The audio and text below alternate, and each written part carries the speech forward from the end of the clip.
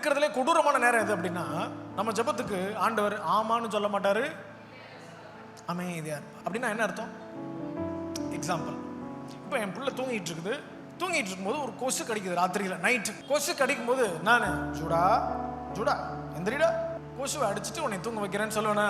பிள்ளை எந்திரிக்காம அந்த கொசுவை காலி பண்ணிட்டு நானும் தூங்கிடுவேன். காலையில் எந்திரிச்சோன்னே நைட் உடனே ஒரு கொசு கடிச்சு எழுப்பியிருக்கோம், அப்பா அடிச்சு காலி பண்ணிட்டேன் அப்படின்னு சொல்லுவேனா? ஆனா ஆண்டவர் ரொம்ப நல்லவர். அவர் மாதிரி சரி கட்டுகிறதுக்கு வேற யாருமே கிடையாது. ஆமா, அதான் ஆண்டவர் சொல்றாரு, யுத்தம் உங்களுடையதல்ல, யுத்தம் நீ ஏதாவது செஞ்சு சொதப்பிடாத. நீங்க தூங்கிட்டு இருக்கீங்க ராத்திரியில, உங்களுக்கு விரோதமாய் வானமண்டங்கள்ல பெரிய பெரிய யுத்தங்கள் நடந்து கொண்டிருக்கிறது. ஆண்டவர் அதெல்லாம் நான் என்னெல்லாம் பண்ண செய்து கொண்டே இருக்கிறார். யுத்தம் நடந்து கொண்டே இருக்கிறது. ஆமென். He is working God. பின்னாடி ஆண்டவர் ஒர்க் பண்ணிட்டே இருக்கிறார்.